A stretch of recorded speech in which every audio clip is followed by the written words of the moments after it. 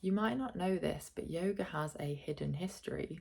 And I say hidden because it's not really talked about, yet it forms a significant part of human history, and it completely changed what yoga actually is. And this hidden history took place in the 1800s and 1900s during the time that Britain colonised India. Now, if you're not familiar with the term colonised, what this basically means is that Britain took control of and dominated India culturally, economically, politically. And this had devastating effects on the people of India and the country of India. And one of these devastating effects was the suppression and stigmatisation of indigenous Indian spiritual traditions like yoga, ayurveda, and tantra. You see, when Britain went over to India, they brought with them their Western values, their Western belief systems, their Western way of thinking, and they misunderstood these spiritual traditions and sometimes even intentionally misinterpreted these spiritual traditions and labelled them as immoral, dangerous, bizarre.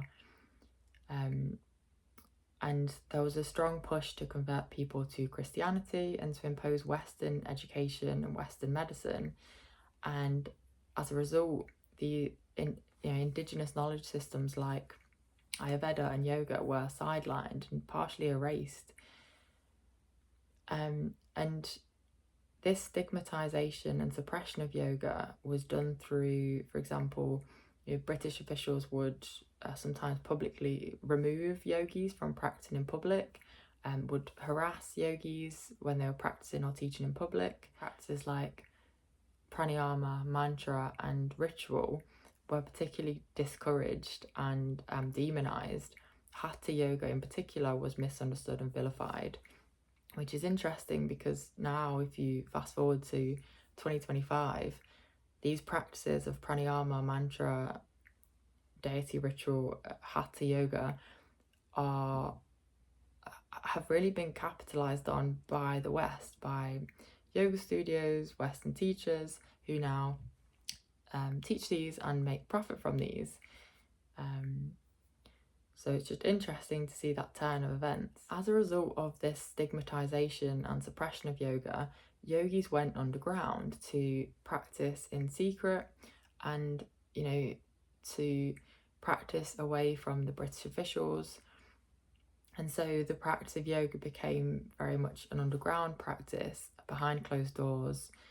Other yogis probably abandoned their practice in order to be accepted in this new colonial society and to get employment, get a job, and to live in this new colonial society.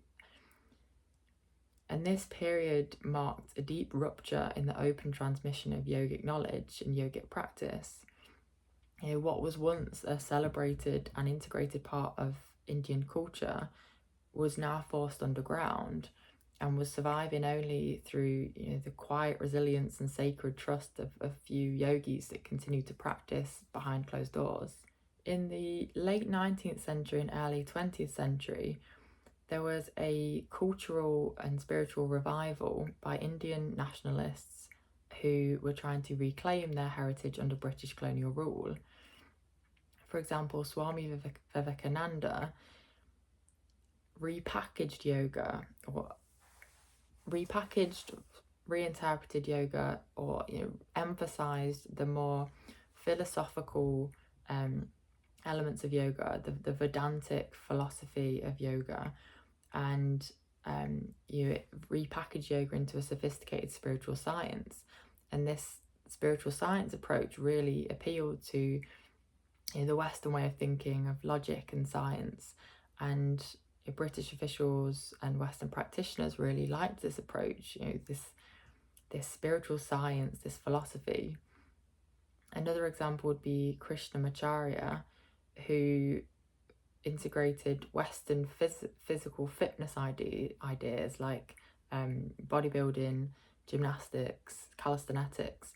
He integrated those Western fitness elements with some traditional yogic elements to repackage yoga into something that was more palatable to a Western audience.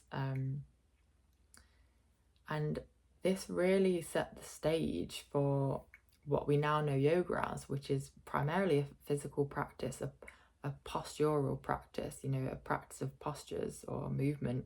Through this repackaging of yoga and blending it with Western ideas, Western elements, the West really capitalised on this, and it is now a multi-billion-pound industry. So in summary, before British colonial rule in India, physical postures and the physical practice of yoga was not really a primary part of the practice. It was inherently a spiritual practice, and the relatively small number of physical poses were actually intended to prepare your mind and body to sit in stillness, to meditate, to prepare the mind and body to get into a state where you are able to sit in stillness, to meditate, to move your awareness inwards through the physical body, to feel the more subtle spiritual aspects of your existence beyond the physical body. After British colonial rule in India, what we now have is primarily a physical practice. In the West, what's really been capitalised and sold is the physical aspect of yoga, you know, the fitness benefits, the physical health benefits. I don't think many people would, in the West, say that they practice yoga for spiritual reasons.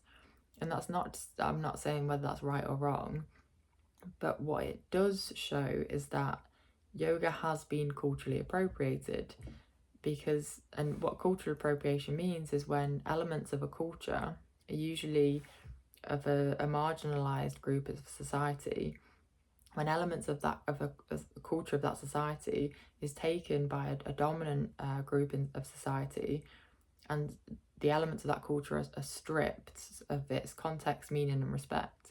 And that is what's happened to yoga.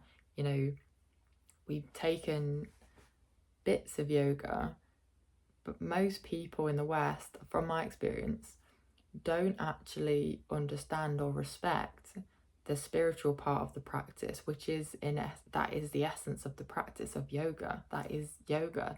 The name yoga itself is not even an English word, it's a Sanskrit word. And you can't separate it from its spiritual practice. When you do that, it does turn into something else. Maybe that's my own opinion. I don't really see how you can interpret it any other way. If you have any thoughts to share on that, please do share in the comments below. So I hope this video was helpful or interesting.